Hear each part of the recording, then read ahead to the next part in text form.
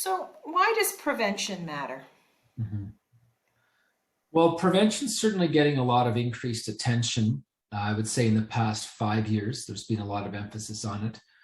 Professor Stephen Gaetz from the Canadian Observatory on Homelessness has certainly led a lot of that work. I think one of the reasons it's important to talk about prevention is that when you talk about prevention, you have to talk about the institutions, the institutions that are creating homelessness, and it helps hold those institutions accountable. I'll give you an example. Corrections facilities across Canada do a terrible job on the whole of releasing people into situations where they might have some success in terms of housing. For the most part, corrections facilities and their staff do not consider an inmate's post-discharge housing their problem. There are exceptions, and there are some nonprofit organizations such as the John Howard Society of Canada and the Canadian Mental Health Association in some parts of Canada.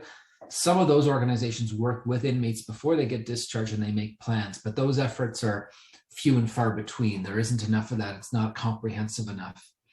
So with corrections, they do this bad job of discharging. They don't consider the person's post incarceration housing their problem, and they get away with it because we don't hold them accountable for it.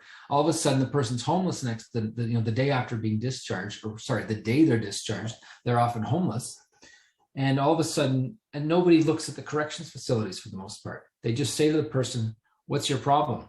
What are your needs?" And meanwhile, the corrections facilities get off scot-free. When you talk about prevention, it forces us to shine the light on those institutions that are part of the problem. And other institutions, some of which I don't know as well, child welfare, children in care is another example. Hospitals, people being discharged from those systems into homelessness. So with prevention, we look at those institutions and we say, what are you doing?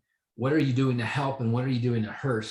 And we're going to have an adult conversation about what you could be doing differently and how you could be partnering with other organizations to improve that situation. So I think that's why prevention is so important to talk about. It's about accountability.